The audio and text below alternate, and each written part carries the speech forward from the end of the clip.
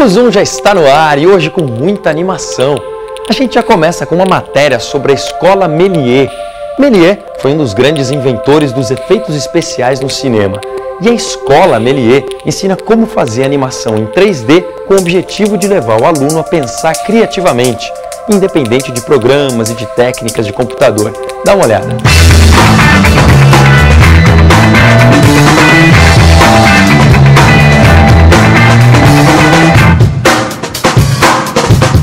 A Méliès surgiu da necessidade que nós, professores de um outro centro de treinamento, sentíamos de completar a formação do aluno com um background um pouco mais artístico, né? Porque até então no mercado só tinham centros de treinamento que ensinavam software. E a gente sabia da importância de operar um software, de realizar o trabalho mais braçal, né? Mas nós sentíamos a carência da parte artística, da criatividade, tudo aquilo que faz um artista 3D. A animação 3D é um mix de arte e tecnologia, né? Porque é a realidade virtual, você pode criar tudo lá dentro, né? E te possibilita não só seguir o caminho do real, reproduzir o real, né, fielmente, com leis de física e tudo mais, mas também te permite seguir um caminho de fantasia, de poder criar e animar objetos inanimados e criar personagens, criar mundos inteiros, né? Não tem nada mais bonito, né, que ver uma coisa se mexer, né? A gente cresce com os desenhos animados, né? Todo mundo se pergunta, né? Puxa, como é que funciona isso mesmo, né? E é isso, né? Aprender os conceitos da animação é o que estou procurando aqui. Para mim, a animação é agudo, né? Para mim é nada mais que mais uma forma de arte, de uma maneira de se expressar, que nem a pintura, uma animação 2D. É uma forma que a gente tem de passar um pouco do que a gente tem para as outras pessoas, né? Tanto a parte de animação quanto a parte de criação de personagens. Senão você passa um pouco do que você é, né? Acho que em cada personagem, às vezes alguma característica física, às vezes uma característica em termos de personalidade, de caráter mesmo.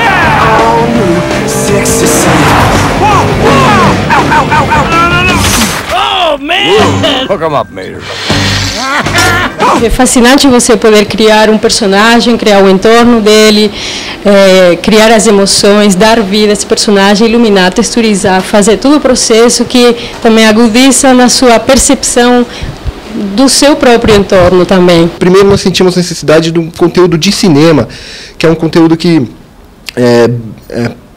norteia todas as produções de 3D, né? Seja para publicidade, seja para televisão.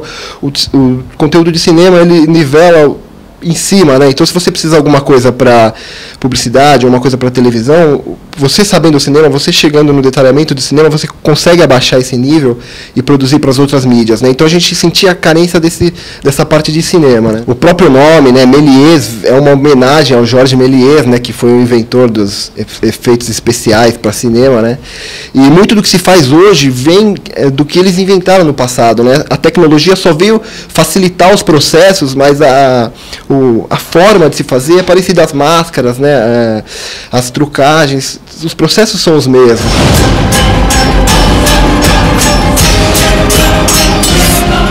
Para fazer animação 3D, não é necessário nenhum pré-requisito, por incrível que pareça. As pessoas às vezes se enganam nesse sentido. O que precisa, na verdade, é vontade. É ter dedicação e vontade de estudar, porque precisa estudar. Não é só sentar na frente de uma máquina e sair apertando botões. Não, tem que ler muito, tem que estudar bastante referência, estudar conceitos, para quando você for executar, você saber exatamente o que você está fazendo. Então, eu acho que o pré-requisito é ter vontade. Se você tem talento, ajuda muito. Talento para desenhar, te ajuda a ter uma noção de volume, de proporções, talento para esculpir também. Mas se você só tiver o talento e não tiver a dedicação de estudar, o seu caminho é tortuoso. A animação que você vai fazendo envolve não só aquilo, envolve um estudo antes, né? Uma observação, o olho, muita coisa. E aí eu sempre estou trabalhando com referência, porque acho que sem referência nada de bom sai. E sempre estou estudando anatomia, porque acho que é o começo de tudo, você estudar anatomia, desde facial, corporal, estudo de movimento, tudo isso que vai, acho que é o conceito, né, que é o que vai te fazer sair de um simples modelagem para alguma coisa maior que isso. O mercado de 3D hoje está muito bom, está em expansão, tá? Primeiro porque as mídias já estabelecidas, elas estão usando muito 3D, então você vê publicidade 3D adoidado, tanto mascotes como vinhetas, como logotipia, né? Você tem a televisão consumindo cada vez mais e mais, o cinema sempre consumiu, vai continuar consumindo com efeitos especiais, efeitos dramáticos, agora você vê o uso do 3D para efeitos dramáticos em cinema, né? E novas mídias que estão surgindo, você tem a internet também usando o 3D, você tem a arquitetura com maquete eletrônica usando o 3D, você tem a física, estudos de física e de dinâmica sendo feitos em 3D, né?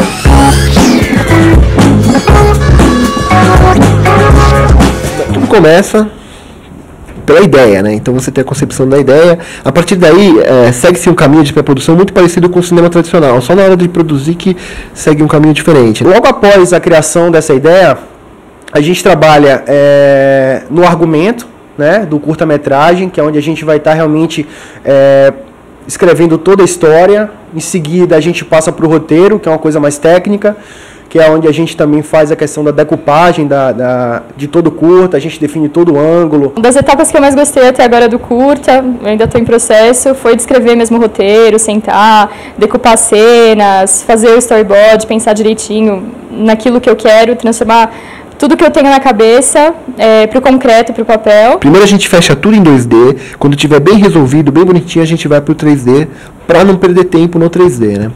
Então você faz os concepts dos personagens, dos cenários, fecha as paletas de cores deles, né? E aí você começa a fazer o que a gente chama de Leica Reel, que é pegar o storyboard, como que escaneando ele, pondo ele na tela, em vídeo. Você já tem uma noção ainda mais precisa do time, onde você realmente fecha o seu time, né?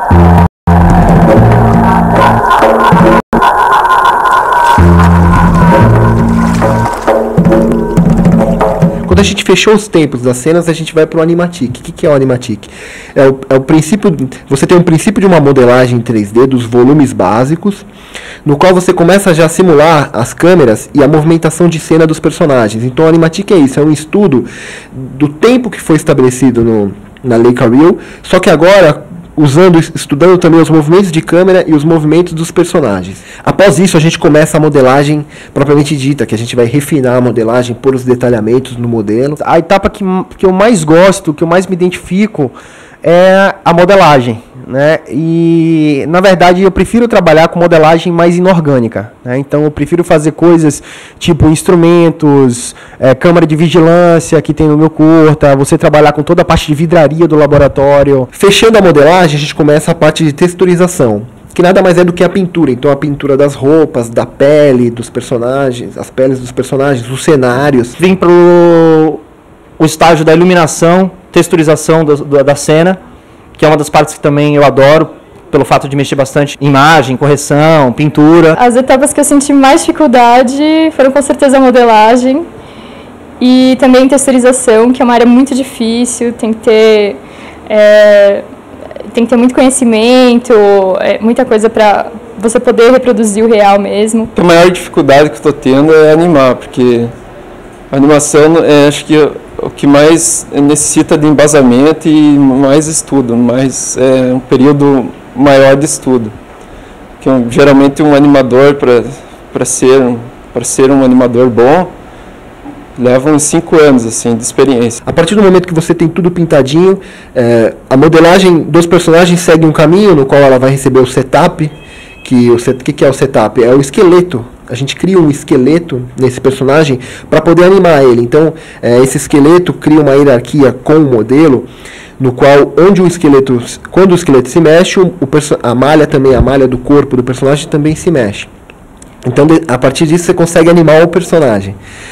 O setup terminado, a animação é dividida basicamente em 3 etapas. Você tem o blocking, que no blocking você seta as poses principais da sua ação. Nessas poses principais você já tem o esboço da emoção, da intenção dessa cena. Depois que você fecha as poses principais, você vê que só aquelas poses já estão funcionando dramaticamente.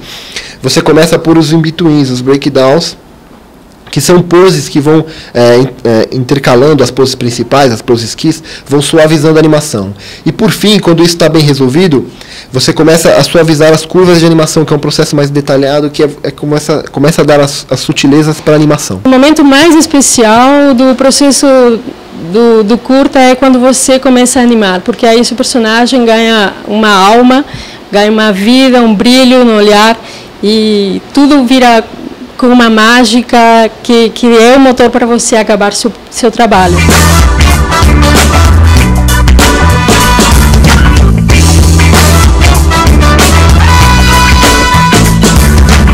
Depois que você tem essas imagens finais, você leva para a composição, que já é uma etapa de pós-produção, no qual você vai juntar todos os personagens, pôr alguns efeitos especiais, fazer algumas correções de cor, pôr alguns elementos novos da composição.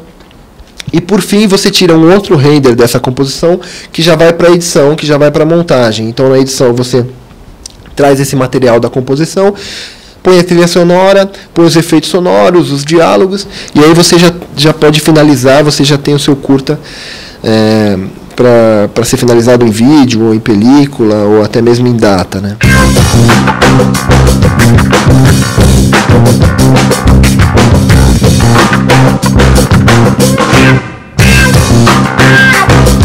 Uma grande referência que a gente tem em 3D hoje é a Pixar, né? Ela foi um divisor de águas, está sendo ainda. Os trabalhos dela, você pega Cars, você pega Procurando Nemo, são trabalhos de altíssima qualidade, que você tem não só um 3D muito bem feito, mas você tem toda a parte de cinema muito bem realizada, né? Então você tem roteiros muito bons, você tem personagens muito bons, né? Nós temos a DreamWorks também, com o Shrek, né? Que está produzindo trabalhos legais também. Agora a gente está tendo uma avalanche de longas metragens, né? O que é bom porque aquece o mercado, mas ao mesmo tempo é ruim porque está chegando no mercado algumas coisas que não têm a mesma qualidade dos trabalhos como o da Pixar, da DreamWorks, mas que acabam até sujando um pouco o público de 3D, porque o excesso também o excesso sem qualidade acaba sujando a imagem dos bons filmes de 3D, né? Para você conseguir emocionar o espectador, o seu personagem tem que estar emocionado. E para você dar essa carga dramática para o seu personagem, você tem que estar envolvido nesse projeto, tem que se dedicar, tem que tentar de todas as formas projetar essa emoção e fazer ele vivenciar essa emoção. Alguém aí viu meu filho? Seu filho Remo? Não, é Nemo! A gente está procurando Nemo! Na hora de escolher um curso de 3D, você tem que ficar atento. Primeiro, o legal era você tentar visitar essas escolas, tá? Conversar com os alunos, porque os alunos são um bom termômetro, tá? A escola, se você conversar com o vendedor, ele quer te vender um curso, né? Então ele acaba sendo um pouco...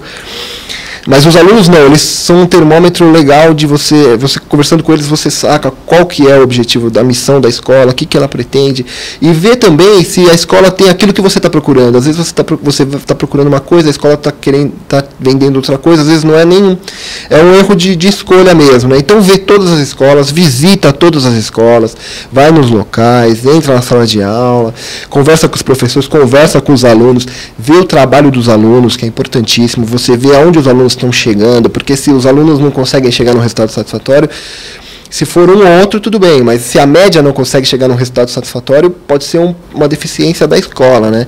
Então vá até a escola, visite as instalações da escola, converse com os alunos e vê o resultado dos alunos, vê o resultado dos trabalhos. Se possível, também ver o resultado dos trabalhos dos professores, tá? Ver se eles estão atualizados, se eles continuam estudando, se eles trabalham no mercado, é importante isso também, estão atualizados com o mercado. Essas são algumas dicas se você está procurando uma escola para fazer um curso de 3D.